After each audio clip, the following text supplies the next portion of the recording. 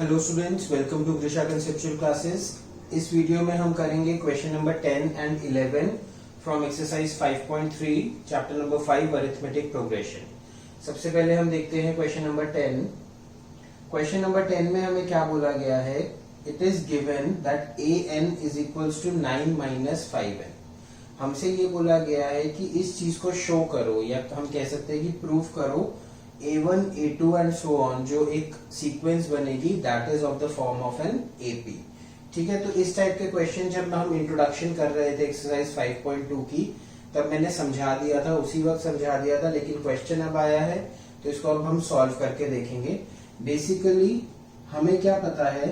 हमें पता है an is equals to a plus n minus 1d, और इस क्वेश्चन में an जो दिया हुआ है हमें, वो दिया हुआ है 9 माइनस 5n। तो सबसे बड़ी गलती जो हम लोग करते हैं इस टाइप के क्वेश्चन सॉल्व करते हुए, हम इन दोनों को आपस में इक्वेट कर देते हैं। तो इन दोनों को हमें आपस में इक्वेट नहीं करना है। जब हमें an इस फॉर्मेट में दिया हुआ है, तब हम इस फॉर्मेट के बारे में बात नहीं करेंगे। ठीक है, क्योंकि हमें एक रिड्यूस्ड फॉर्मूला, एक लोअर टर्म दी गई है, तो हम ये इसमें a और d वेरिएबल्स हैं।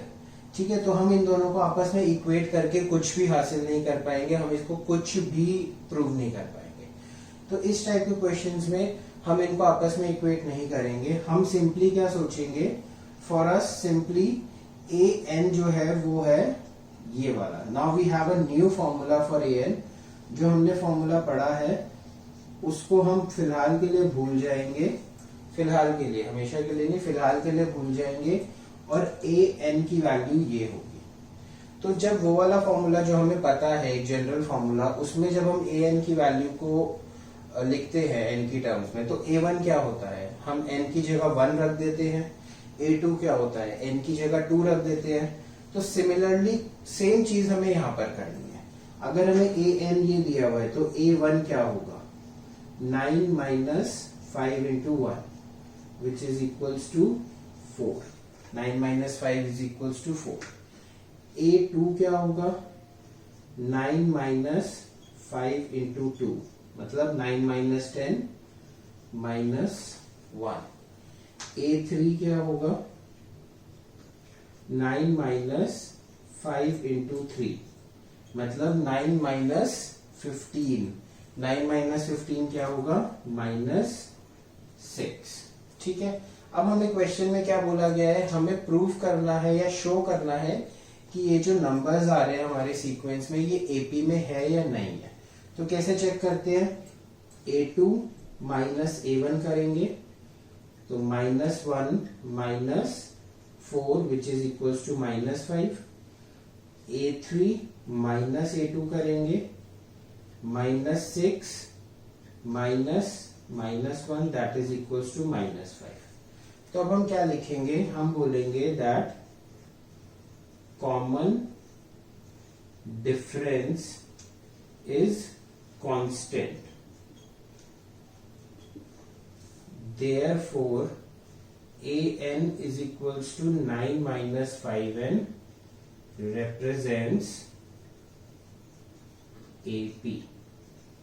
ठीक है, समझ आया? ये चीज हमने पहले भी समझाई हुई है कि अगर n की पावर 1 है, पहले भी बताया था, अगर n की पावर 1 है तो इस टाइप की जो इक्वेशंस हैं वो जनरली AP को रिप्रेजेंट करती है। Well this type of an equation is given as the term, not sum of the terms, as the term, that is an, a1, a2, a3 and so. ठीक है, तो हमने दिखा दिया that an is equals to 9 minus 5n is a form AP। इसी तरह से जो फर्स्ट पार्ट है उसमें भी आप इसी तरह से शो करेंगे that yes it represents an AP। अब हमें क्या बोला गया है? Also find the sum of first 15 terms, that means we have to find S15। तो Sn का फॉर्मूला लिखते हैं पहले। Sn is equals to n by 2 2a plus n minus 1d। तो क्या क्या चाहिए हमें? n, a और d। n की वैल्यू हमें दी गई है 15, a की value is a1 that is 4, और d की वैल्यू इज -5। सब्स्टिट्यूट कर देंगे, आंसर निकाल देंगे। S15 will come out to be 15 upon 2, 2 into 4 plus 15 minus 1 into D, that is minus 5.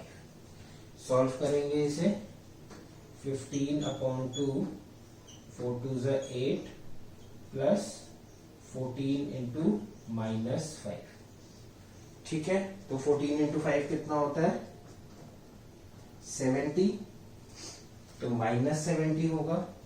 तो 15 upon 2, 8 minus 70 is minus 62. Cancel out करेंगे minus 31. तो 15 into minus 31, इसको आप कैलकुलेट कर लीजिए. 15 इंटू माइनस 31, जो आंसर आएगा that will be the final answer. That will be the sum of first 15 terms of this AP. ठीक है, तो ये कॉन्सेप्ट समझ आ गया. अब इसी कॉन्सेप्ट को लेकर हम फॉर्मूला चेंज कर रहे हैं. अब हम बात करेंगे sum of first n terms. ठीक है, तो sum of first n terms क्या होता है? Sum of first n terms is equals to n by 2 2a plus n minus 1d. लेकिन इस क्वेश्चन में हमें सम ऑफ एन टर्म्स क्या दिया हुआ है? ये दिया गया है. क्या दिया हुआ है? Sn हमें दिया हुआ है 4n माइनस n स्क्वायर. तो जैसा कि हमने इस क्वेश्चन में करा था, जब हमें Sn एक सिंप्लीफाइड फॉर्म में दिया गया है तो हम इस इक्वेशन को यूज नहीं करेंगे, हम इस इक्वेशन को यूज करेंगे. ठीक है, अब देखो हमें क्या बोला गया है. ये वाला कॉन्सेप्ट मैंने आपको जब ये एक्सरसाइज शुरू करने से पहले जो इंट्रोडक्टरी वीडियो थी उधर मैंने ये कॉन्सेप्ट आपको एक्सप्लेन किया हुआ है. बट क्वेश्चन में किस तरह से है उसको हम देखते हैं. What is the first term? What is the first term? आपकी एनसीईआरटी में ब्रैकेट में S1 दिया हुआ है, वो एज अ हिंट दिया हुआ है. जब फाइनल क्वेश्चन आता है तब हिंट्स नहीं आती है. So what is the first term? First term will be equals to, जैसा कि मैंने एक्सप्लेन किया था, S1.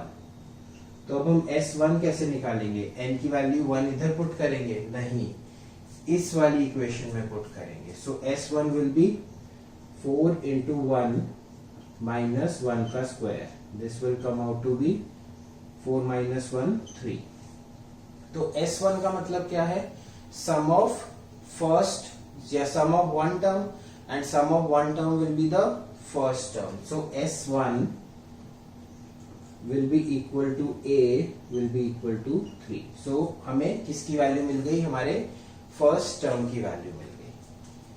What is the sum of first two terms? तो sum of first two terms क्या होता है? S2 होता है. तो S2 n की जगह 2 रख देंगे. 4 into 2 minus 2 का स्क्वायर, that is 8 minus 4, ये आ गया 4. So what is the sum of first two terms? Sum of first two terms is 4. What is the second term? दो terms हैं एक इक्वेशन में, 5 और 10. फर्स्ट टर्म हमारे पास है 5 और सम ऑफ टू टर्म्स हमारे पास है 15. कैसे आया? इन दोनों को ऐड करके. तो सेकेंड टर्म भी हम निकाल सकते हैं. S2 will be equals to A1 plus A2. S2 की वैल्यू क्या है? 4. A1 की वैल्यू क्या है? 3 प्लस A2. तो A2 की वैल्यू क्या हो गई? 4 माइनस 3 1. तो सेकेंड टर्म क्या आ गई? 1 आ गई. तो देखो एक ही फॉर्मूला था हमारे पास, सम ऑफ n टर्म्स. अगर हम इसको इक्वेट करते हैं तो कोई भी नतीजा नहीं निकलता, हम कोई वैल्यू नहीं निकाल पाते. तो इसीलिए हमने सिर्फ इसको लिया. s की वैल्यू 1 पुट करी तो हमारे पास फर्स्ट टर्म आ गई. s की वैल्यू 2 पुट करी तो हमारे पास सम ऑफ फर्स्ट टू टर्म्स आ गया. फर्स्ट टर्म हमारे पास है, sum of first two terms है हमारे पास, तो हमने उससे सेकेंड टर्म निकाली. ठीक है, यहां तक क्लियर. अब जो सेकेंड टर्म हमने निकाली, अब हमें दिया गया है कि इट इज एन एपी. यहाँ पर हमें पिछले क्वेश्चन की तरह शो नहीं करना है. यहाँ पर हमें क्या बोला गया है? Sum of first n terms of an AP is this. So it is given that it is an AP. Now when it is given that it is an AP, so what does it mean? b क्या होता है हमारा? Common difference is equals to a2 minus a1. a2 क्या है? 1 A1 क्या है 4, so common difference D हमारा आएगा -3। ठीक है, कॉमन डिफरेंस भी निकल गया। एक ही फॉर्मूले से हमारा फर्स्ट टर्म निकल गई, सेकंड टर्म निकल गई, कॉमन डिफरेंस निकल गया। अब देखो और क्या निकालना है। Find the third term, the 10th term and the nth term. तो इतनी सारी चीजें सिर्फ एक फॉर्मूले से निकल जाएंगी। सो थर्ड टर्म हमें निकालनी है। A3 will be equals to A plus 2D। Formula होता है A plus n minus 1D या A प्लस 2D लिख दिया उसे हमने। A3 कितना आ जाएगा, A is 4 plus 2 into -3। 2 into -3 is -6, -6 plus 4 -2। तो A3 आ गया हमारा -2।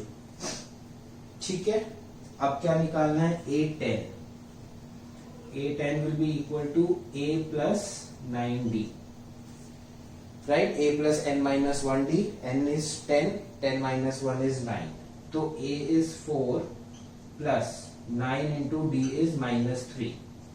सो 9 into 3 is -27 plus 4, -27 plus 4 is -23, right, sorry, हाँ ठीक है, -27 प्लस 4 इज -23। तो A10 हमारा आ गया -23। ठीक है, अब हमें क्या निकालना है, nth टर्म। तो nth टर्म का फॉर्मूला क्या होता है, nth term is an is equals to a plus n minus 1D। Values put करेंगे किस किस की, a और d की। तो a है हमारे पास 4 प्लस n माइनस 1 इंटू -3।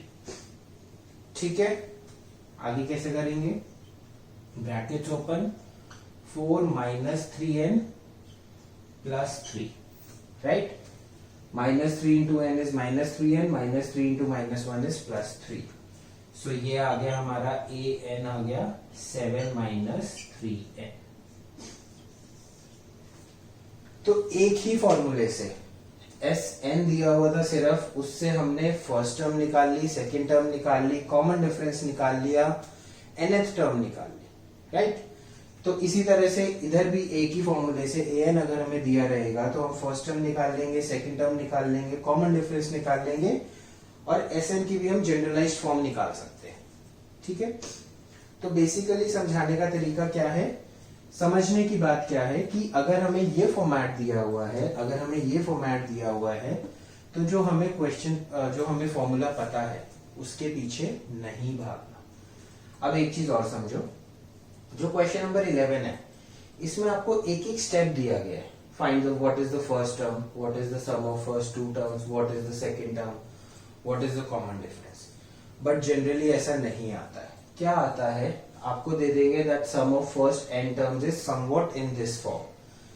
अच्छा एक चीज और, सम ऑफ n टर्म्स में हमेशा n स्क्वायर आएगा, और जब nth टर्म दी होगी तो उसमें n स्क्वायर नहीं आता।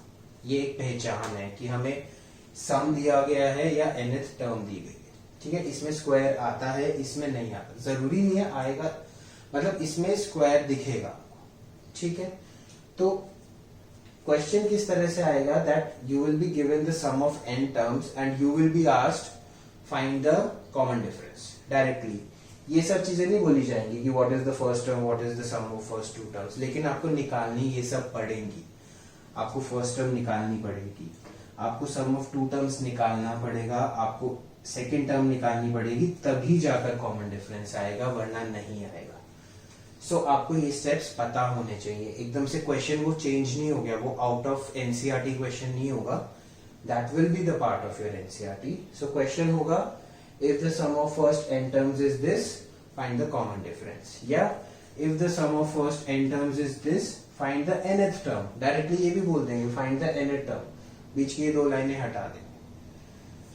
तो इस टाइप के क्वेश्चंस के लिए अब आपको मेंटली प्रिपेयर्ड रहना है कि इस टाइप के क्वेश्चंस अगर हमसे पूछे गए हैं तो हमें ये सारे स्टेप्स करके दिखाने हैं, ठीक है। कंफ्यूज नहीं होना कि अरे ये कैसे होगा। ओके, आई थिंक मैंने सारे पॉइंट्स कवर कर लिए हैं, सारी एक्सप्लेनेशन आपको दे दी है जो इन दो टाइप्स के क्वेश्चन के लिए आपको चाहिए थी। So this was all about question number 10 and question number 11।